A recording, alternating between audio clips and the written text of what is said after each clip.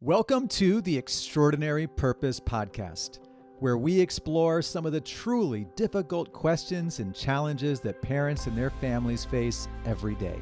Whether it's the sometimes painful process of parenting teens and young adults, navigating relationships with your partner and children, or you discovering your purpose in relationship with yourself, we will bring heartfelt and vulnerable conversations to the table to support and empower you.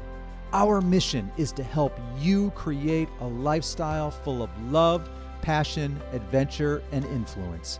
Here we go. Hello, everybody, and welcome back to the Extraordinary Purpose Podcast. As always, I'm Chris, and with me is the absolutely enthralling Erin. Wow, enthralling. How's it going, sweetheart? Good. How are you? I'm good. Yay. And for those of you who may not be aware, we have a brand new podcast studio. We do. AKA is this our family room or our living room? I always get those two. I'm going to go ahead and say family room. I think the family room is the room that you don't use for like watching TV and all the video games and roughhousing. Yeah. That's where all your nice furniture is, though that doesn't necessarily qualify our living room. Exactly. That's okay. It was time to switch it up. I'm really happy. Just behind the scenes, it took us since yesterday to get things in order. As it goes sometimes. It's the way it goes. So that's right. Okay. Chris is so patient. I'm not as patient. I get frustrated a lot easier. So we little balance each other out. Little differences. And that's actually our topic today, which is amazing. So Yeah. we're going to be talking about how the way that we love and relate to each other as parents and our intimate relationship really have such a profound influence and impact on our kids and really help to shape their emotional foundation. And that is partly Chris and I in that way. It's interesting. We've been together for a long time now, and I think our kids notice that about us really easily, that I am the more impatient one. I tend to react a little bit more easily. I get flustered. And Chris just holds space for me. He's just there, and he's good about just stay calm. It's okay. We got this, which makes me even more frustrated sometimes. But I'm so grateful for that, and I love that our kids get to see that it's okay to have two very different ways of being in the world and responding to things. It really is. And I'm trying to even think about like where this conversation kind of originated from. It's something that we talk about a lot, which is the role that our environment plays in how we think about things, how we feel, what we believe, a lot of who we become. Yeah. And that's kind of what we're talking about today, I think, is like, who do we become and what influences that? And obviously, if you're listening to this, you're probably a parent. You might have a child at home, a teen or a young adult. Those are the people that we coach, but really any parent. And the younger that they are, when you start some of these things that we're going to be talking about today. And the good news is you're probably already doing a lot of these things, but what Erin and I always reinforce is just becoming more intentional about doing these things. And trust me, we all fall victim to just the chaos of life and getting busy and falling into rhythms. And so when that happens, like you may not be connected to some of these things quite as much as you need to be. Yeah, I think that we all fall, like you said, we fall victim to the craziness of life. We're not always as intentional as we'd like to be, but this conversation's about how can we start practicing being more intentional. And I want to preface this by saying, Chris and I were talking about this before we came on live, is that we are speaking to sort of our relationship today and our experience, just to give you an example. But, you know, as a lot of you know, we're a blended family. So Chris and I were both single for a while raising our kids. And so if you are a parent out there who's like, well, I don't have a significant other at home to model this for my kids, that's okay. You can take this into any relationship, a relationship with your extended family, with coworkers, with friends, other parents that you interact with. So just about anyone that you interact with, you can model this. So just kind of wanted to put that out there if you're listening to this and thinking, I don't have that partnership at home to model that. Chris and I are in a unique position. I don't think we're probably a minority of a couple who lives together. runs a business together, raising kids together, runs a home together. We're That's together. too much, by the way. We're together Come on, 24/7. You say that out loud, and all of a sudden, I'm like, wait a second. I know. People are either like rolling their eyes, or they're like, I'd kill myself if I did that, working with my partner 24/7.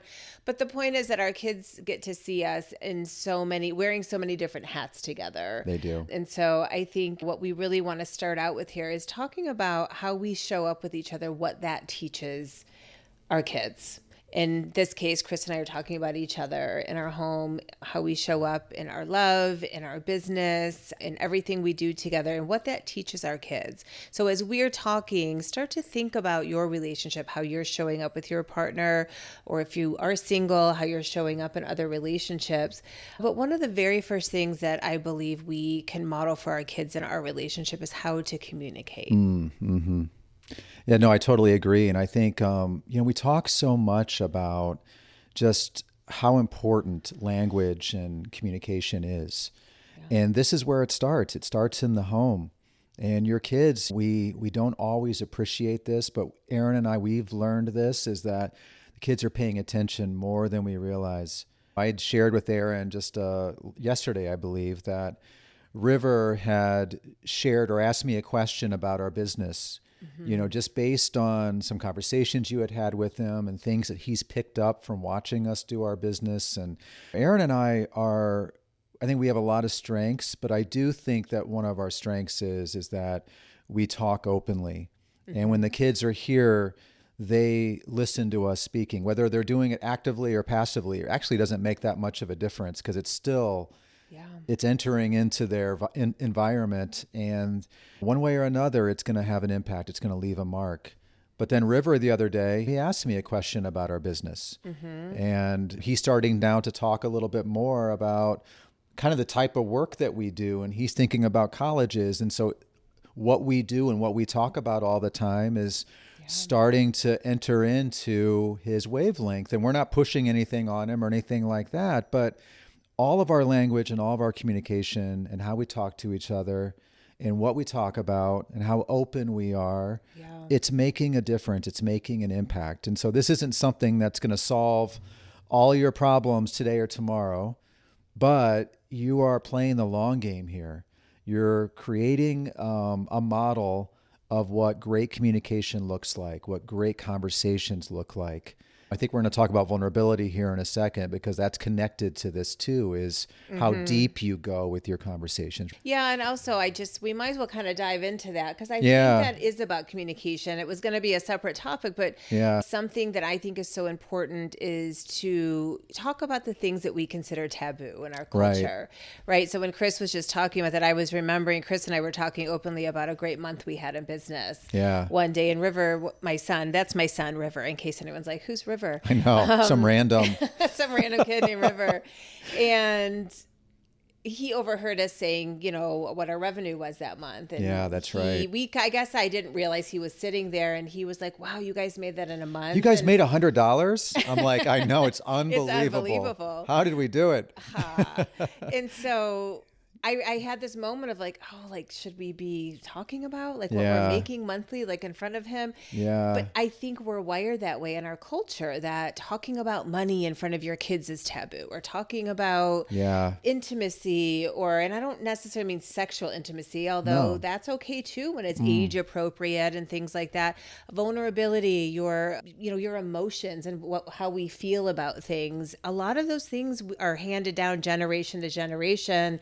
And there was a time when those things were a no-no. Nobody talked about that stuff in the family. Yeah. But I disagree. And I think Chris and I both really believe that there is a time and a place. And I'm not saying that you just open up about everything. But River overhearing how much money we made in a month, I think was probably inspiring to him, and was like, wow, that's, first of all, I think he was proud of us. I think it shed light for him, wow, Mom and Chris are really working hard at this. And he told me later that he was really impressed, and it had an impact on him. Well, it just reinforces that they're paying attention. You don't think they are, and you're like, what's he doing upstairs all the time? Right. They're actually paying attention. And I think that that's encouraging. And I've noticed some of the same things with my kids. Mm-hmm. My son, who I've been trying to gently talk about becoming more social. So anybody that doesn't know my son William, he was he had some social anxiety for years and years as he was growing up. And there's lots of reasons for that. But long story short, like I think because he has spent so much time with Erin and myself, and in this environment where we're much more social, we're much more open, we talk openly about things, we talk about the elephant in the room. And so that has, and I've noticed it, it's inspired him to go to school. He went to school last year, his first year in a brand new school. He made friends. He talked about getting out of his comfort zone. That wasn't me, that was him. Now he's heard us talk about phrases like that and things like that, but he's actually taking the spirit of it and going out every day and living it, and couldn't be more proud. And I think about part of the origin of me being as vulnerable as I am. First off, I have Erin to thank for that, because I think that being in her orbit and around her as much as I have been, she's helped me learn how to open up and become more vulnerable. I didn't have a lot of that during my childhood. That's something that I didn't recognize until much later. My parents didn't show love. They held hands occasionally, but they didn't talk out loud. You were usually in private.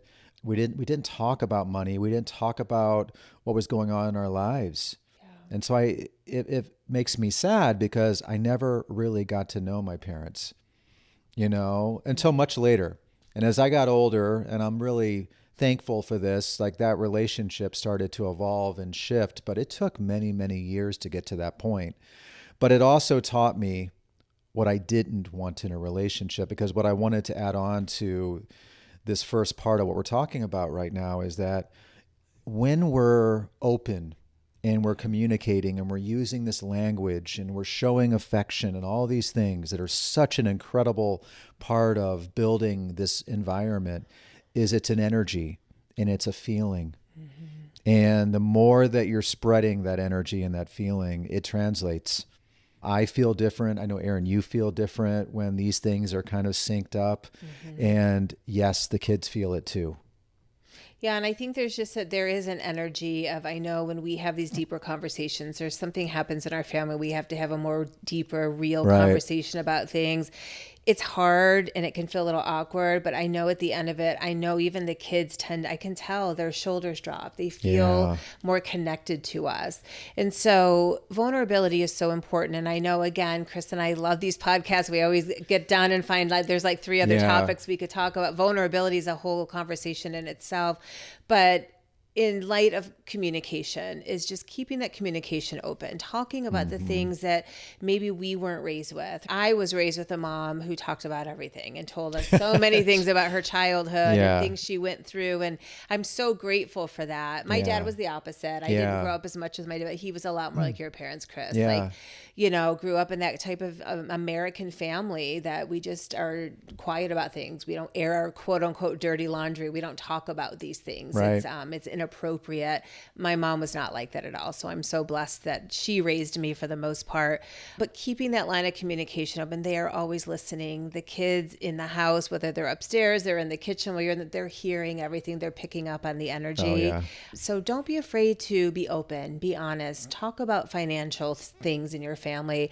One last thing I'll add to that piece, that we'll move on to the next topic, is we talk about having a budget around here, and we talk about Chris is the budget guy. And so Skylar, my daughter, and I kind of make fun of him sometimes. Sorry, honey. Well, just because I'm a little bit more careful with the money. I love how that just falls on my shoulders to be the money guy. So when Skylar and I are leaving to go out to Target or something, don't forget the budget. So anyway, it's kind of a running joke, but it's not at the same time. We do take it seriously. And so we were talking about a budget around when school was getting started. And it was really great. So we told Skylar, you have a budget for school clothes and back to school items and things. And we gave her a number, and she went online and she found what she wanted, and she knew exactly. And she was so proud to come to us. She's like, I'm $10 under budget. Yeah. She wanted that $10 to put in her account or something, but it was really healthy. It was great. It was good for her to know where we were, why there was a budget, what was going on that month in our business, and,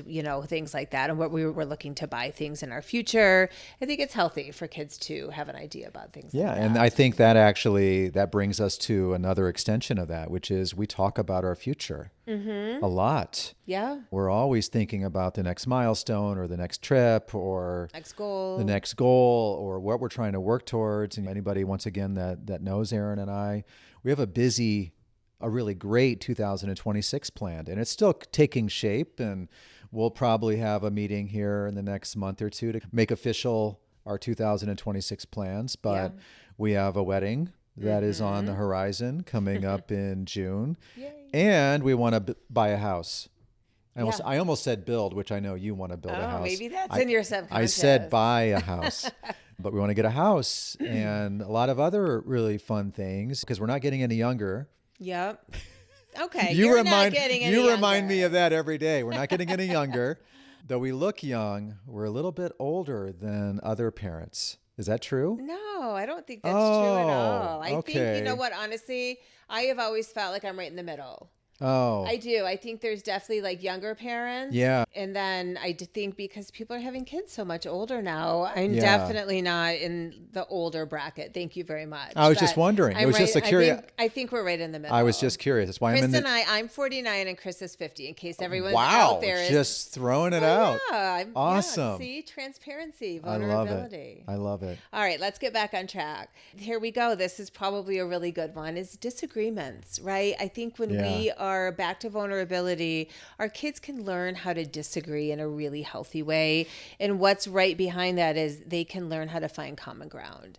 And so I think when you can, again, we don't keep the door, everything's not behind closed doors around here. Chris and I argue, we have disagreements, as you can imagine. Like I said, we run a home, a business, a family. We try to nurture our own relationship. It's a lot. And so we definitely disagree. And I, for sure, am not one that hides all of that. But what they get to see is when we do disagree and we have an argument, they get to see us find common ground again. Yeah. And even if they don't see how we're finding it necessary, they recognize the energy lifts. In a couple hours, things feel good again. They don't see us running away or, even if a door gets slammed once in a blue moon, it gets opened right back up again. They don't see us giving up on each other. They see us disagreeing, finding common ground, and finding a way to work through that. Yeah, and I'm just thinking, I think the essence of a disagreement is you're working through things.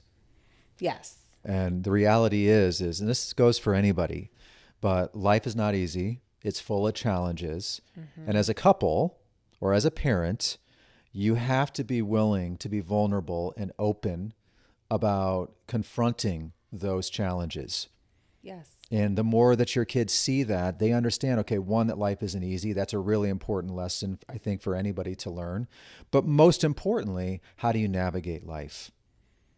Yeah. And I think if we can teach kids how to navigate life and not to hide from life and hide from our challenges and know that with the right approach, that you're going to come out on the other side, probably stronger, probably more united. I think that's the case with us as we work through our things. We're a blended family. We have 4 kids. We have a lot going on pretty much 24/7, as I'm sure everybody who listens to this does. Yeah. But the point is that you can't hide from those things. And I think that we, for the most part, do a pretty good job of not hiding. Mm-hmm. We're always talking. We're always talking about what's working and what's not working. And once again, it's good for kids to see that, it's not all roses or it's not all bad. Mm-hmm. You know what I mean? I think for some families, it's one or the other. It's either all good and there's no problems, even though there might be problems. Well, they're being, swept under the rug. Right. Or nothing's going right. They're rotten. We're rotten. We're not doing anything right. We're broken. Yeah. And so I think it's just really good to let's look at all of it. It's all beautiful. It's all something that you can work with. It's life, it's complexities. Yeah. I was telling Chris recently, back to River real quick, before I met Chris, when I was a single mom, their dad and I were not together and I was just raising them alone, but he had a really good friend, I don't know, maybe 5th or 6th grade. And he would spend the night there a lot. And I remember one time I picked him up and I was always curious, about other parents and other couples. And they just seemed to have such a cool relationship. Yeah. But I wasn't really close to them. It was just the boys were close. So I asked River, I said, how are, Brogan's parents doing? And River was always a real thoughtful kid when he was younger. He still is, but he thought he goes, good. He goes, they talk a lot. Yeah. And I was like, oh, I said, like, about what? And he goes, I don't know. He goes, they just talk about life. They're always talking through things and talking about stuff. And he was looking out the window, like, I could just tell that meant a lot to him. And I remember thinking, like, I want that. And I didn't have that with their dad, where we just sat and could talk about life, talk through things, talk about our future. And Chris and I have that, and I'm so grateful. But I think that made me know that that's what makes River feel safe. That's what makes him feel secure. That's what makes any kid feel safe and secure.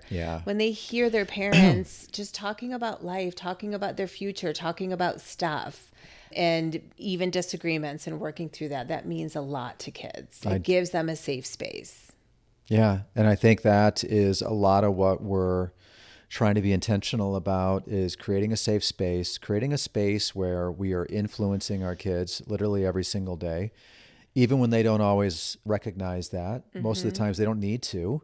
I think if this isn't stuff that, like we talked about earlier in this podcast or in this recording, it's not something that's going to be an immediate, like, aha, right? But this is stuff that Erin and I do consistently, or we try to do consistently, and we're starting a little bit here and there. You start to see the results. You start to see them start to open up more and talk more and be more open and more vulnerable and talk about their future and be more curious about things and manage situations, all the things that we've talked about today. Yeah, and I think respect is another big one. And I think it's that mutual respect that, I think I said the word complex earlier. And I know that I've always raised my kids to know that life is complex. Human beings are complex. There is no linear straight line to any healing or, disagreement or finding that common ground. It's ebbs and flows, and it's not a linear path at all. And so I think that's another thing that we model when we're open and honest and we can show disagreement, is that you can have mutual respect for each other. Chris and I we agree to disagree sometimes. We're not always going to agree on things. And I teach my kids that with each other too, that you don't have to agree on everything, but you have to respect each other. You have to respect each other's point of view. You have to respect that we all have different perspectives on politics and a million other things. And I think if we can model that in our intimate relationship with each other, we're just sending such a positive message that it's okay to not agree on everything, but you have to respect each other. Yeah, that actually got me thinking, because we talk to young adults all the time. And I think that when we're talking about values, respect and kindness always rise to the very top of just qualities or values that, as kids, we need to really embrace, because that's how, not only is that going to make more of a difference, of course it is, you're going to get better results and more people are going to like you and you're going to be able to move forward in life in such a better direction and a better way, but most importantly, makes you feel good. So not only are you being kind and respectful, but these are the things that make you feel good. And by the way, everything we talked about today, it connects back to, how does that make you feel? And it makes me feel good. When we're intentional about these things, communicating and really going deep with each other and sharing and working through, especially when we work through problems, because problems don't feel good. And when you're procrastinating, and I'm much more guilty of that than you are. Yeah, sometimes. Depends on what it is. Yes. But, I come from a family that pushed a lot of things to the side and kept them in the closet. And I always just knew that was wrong. I knew it was wrong. But then even in my first serious relationships, and my first marriage, to be very honest, it was exactly the same. I was still the same. Yeah. And it never quite felt right. And I think that was the ultimate reason, where you just start to pay attention more to that feeling. Like, you know what, I got to go find that feeling. And a lot of the ingredients and the things that we talked about today are kind of the path to creating that feeling, not just within yourself, but in your environment as well. I love that. And then one of the last things on our list here is intimacy. And Chris and I used to have a couples program, and we still coach couples from time to time. Yeah. But one of the biggest things we talked about was that daily intimacy. I think, again, in our culture, when we hear that word intimacy, we tend to think sexual intimacy. And especially kids tend to think about that. But what we're talking about is that daily intimacy, the hugs that you take the time to give. When the kids see you cuddling on the couch watching a movie or just sitting at dinner together. We don't always get to eat dinner as a family. Sometimes River comes in and out because he's running to work, but he'll see Chris and I sitting and eating together. And intimacy is all the things we just talked about too, by the way, just that open communication, being vulnerable, respecting each other. Those are all ingredients for daily intimacy. And so I think when we are able to show our kids that intimacy, we take the time to dance with each other in the kitchen or cuddle on the couch watching a movie. We are modeling exactly what they need to see in that daily intimacy. Yeah, and I think that translates to the bigger love. Is you got to show them what real love looks like. It's not this big romantic gesture, though sometimes that's nice too, I'm sure, Erin.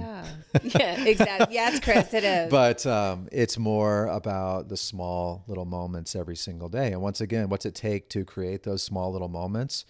Slowing down and being more intentional. And trust me, I'm as guilty of not doing that sometimes as I am. But before you walk into a room, before you come home from work, we always talk about this. Slow down. Yeah, check in. Like just slow the hell down, because I think some people are just rushing through life, rushing through their day, and you're literally bypassing your partner. You're bypassing your kids. And that's not going to get you what we're talking about today, which is really kind of creating an environment that everybody feels connected and safe and aligned. Yeah, absolutely. And, I'm big on have grace with yourself. And so, if you're listening to this and you're thinking, oh my gosh, it's been the opposite of what I've been providing, whether you're a single parent or you're together and maybe you're in a relationship that's been really unhinged and not going well. Maybe you and your partner are doing great, but you do rush through everything and you hardly communicate and you don't show that intimacy. It's okay. You can always make shifts. And I hope that some of what you heard today really helped you to just slow down, check in with yourself, notice where you want to start implementing some of these things, notice where you could do better, which Chris and I do all the time, is just taking that inventory.